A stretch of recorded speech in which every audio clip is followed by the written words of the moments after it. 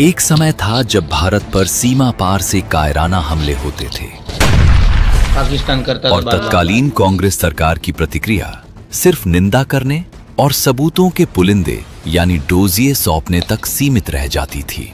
साल 2008 का मुंबई हमला इसका सबसे बड़ा उदाहरण है, जब देश ने एक बहुत बड़ा आघात सहा,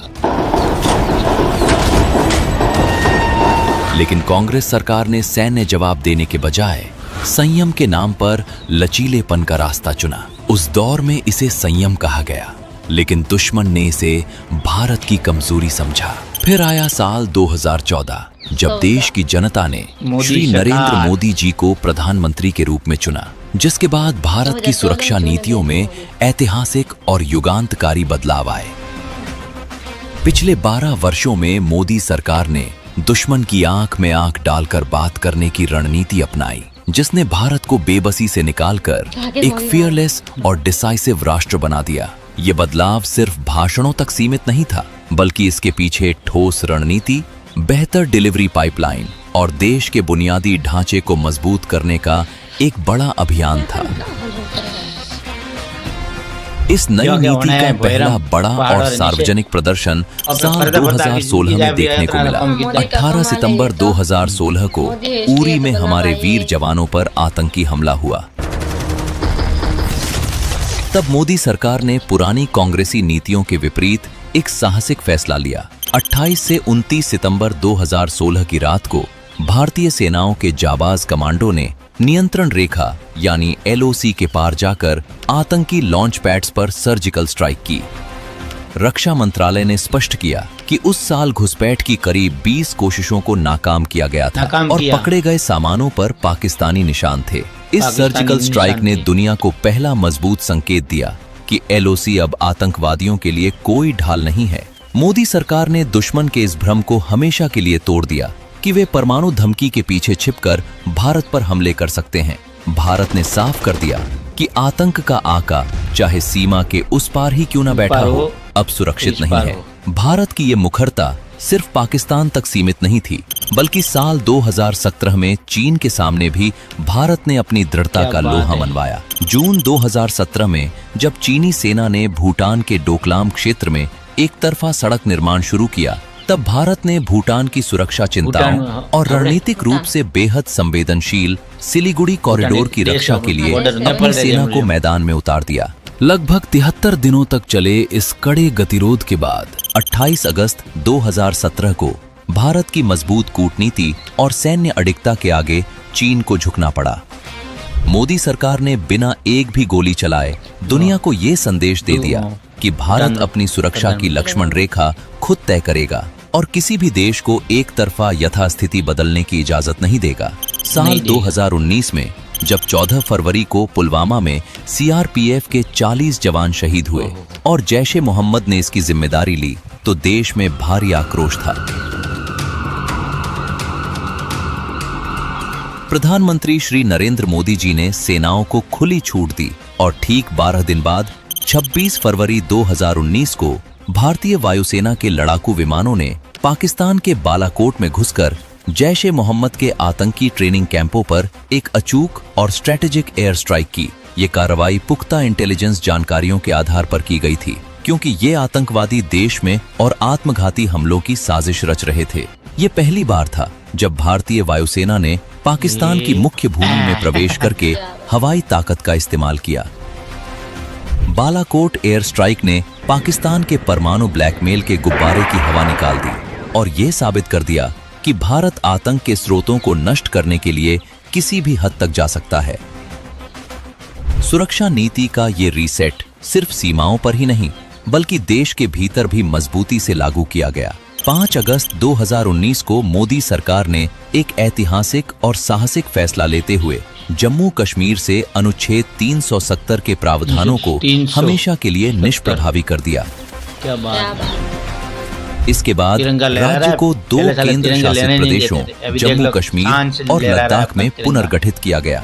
ये फैसला कश्मीर को भारत की मुख्य धारा से पूरी तरह जोड़ने और वहां दशकों से पल रहे अलगाववाद और आतंकवाद के पूरे तंत्र को ध्वस्त करने वाला साबित हुआ। अनुच्छेद 370 के सभी खंड लागू नहीं होंगे। सरकारी आंकड़ों के अनुसार इसके बाद कश्मीर की सुरक्षा स्थिति में चमत्कारी सुधार हुआ। साल 2018 में जहां संगठित पत्थरबाजी की 1328 घटनाएं हुई थीं, वहीं साल 2023 और 2024 में ये संख्या 0 हो गई।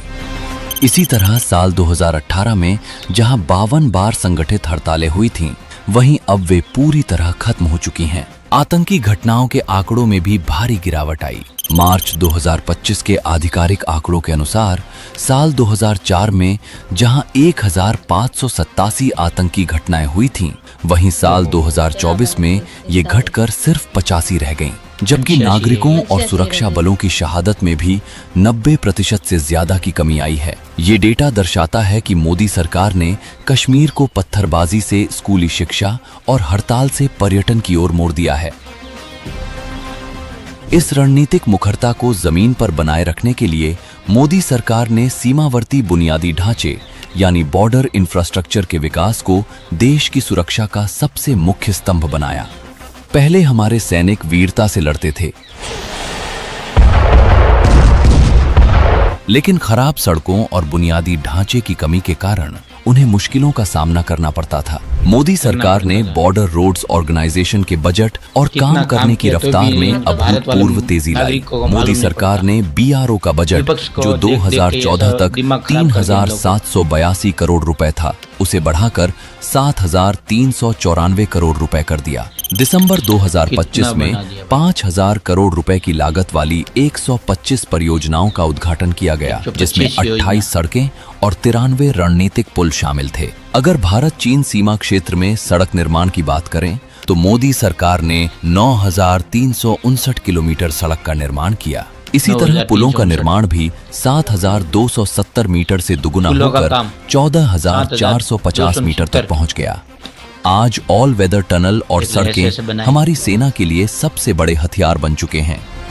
मोदी सरकार की इस सुरक्षा नीति का सबसे परिपक्व और मजबूत रूप साल 2025 में ऑपरेशन सिंदूर के दौरान देखने को मिला। 22 अप्रैल 2025 को पहलगाम में एक कायराना आतंकी हमले में 26 निर्दोष नागरिकों की जान चली गई। उसने बोला कि ये शायद मुस्लिम नहीं है, उसने उसको गोली मार दी। प्रधानमंत्री श्री नरेंद्र मोदी जी की अध्यक्षता में कैबिनेट कमेटी ऑन सिक्योरिटी की बैठक हुई। मैं बहुत स्पष्ट शब्दों में कहना चाहता हूं, जिन्होंने ये हमला किया है उन आतंकियों को और इस हमले की साजिश रचने वालों को उनकी कल्पना से भी बड़ी सजा मिलेगी। सजा मिलकर के रहेगी। अब आतंकियों की बची खुची जमीन को भी मिट्टी में मिलाने का समय आ गया है। भारत ने इस बार सिर्फ सैन्य नहीं बल्कि एक बहुआयामी और चौतरफा जवाबी अभियान शुरू किया।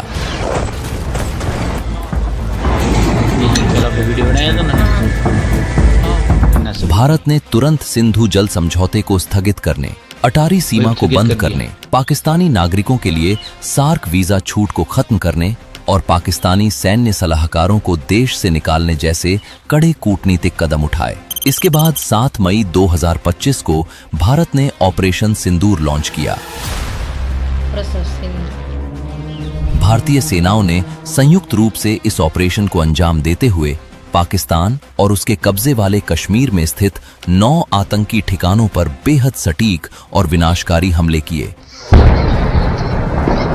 जो जैश-ए-मोहम्मद और लश्कर-ए-तैयबा जैसे आतंकी संगठनों के मुख्य बुनियादी ढांचे थे। इस ऑपरेशन के बाद प्रधानमंत्री मोदी जी ने दुनिया के सामने भारत का स्पष्ट रुख रखा कि हम आतंकवाद और आतंकवाद को पालने वाले देश के बीच कोई फर्क नहीं करेंगे और हर हमले का करारा जवाब देंगे। इसके तुरंत बाद जुलाई 2025 में ऑपरेशन महादेव चलाकर भारतीय सेना ने पहलगाम हमले के जिम्मेदार 3 मुख्य आतंकी कमांडरों सुलेमान, हमजा और जिब्रान को मार गिराया, जिससे ये सुरक्षा चक्र पूरी तरह संपन्न हुआ। पिछले 12 वर्षों की इस यात्रा में प्रधानमंत्री श्री नरेंद्र मोदी जी के नेतृत्व में भारत एक महाशक्ति के रूप में उभरा है। मोदी सरकार ने कूटनीति, सैन्य सटीकता, संवैधानिक साहस और बुनियादी ढांचे की ताकत को एक साथ जोड़कर देश को सुरक्षित किया है। आज का नया भारत पहले शांति की बात करता है, लेकिन अगर कोई हमारी सीमाओं या नागरिकों को नुकसान पहुंचाने की कोशिश करता है तो ये नया भारत घर में घुसकर मारता भी है और अपनी सुरक्षा की शर्तें खुद तय करता है। खुद तय करते हैं भाई। हेलो दोस्तों, ये वीडियो तो खत्म हो गया, मगर आपको देखा होगा पहले कांग्रेस की रणनीति क्या थी, अभी भाजपा की रणनीति क्या है। घर में घुस के मारता है, जो मोदी कहता है वो होता है, ठीक है ना। और हर देश नागरिक को ये सोचना पड़ेगा कि भाई पहलोनी सरकार और अभी की सरकार में कितना अंतर है।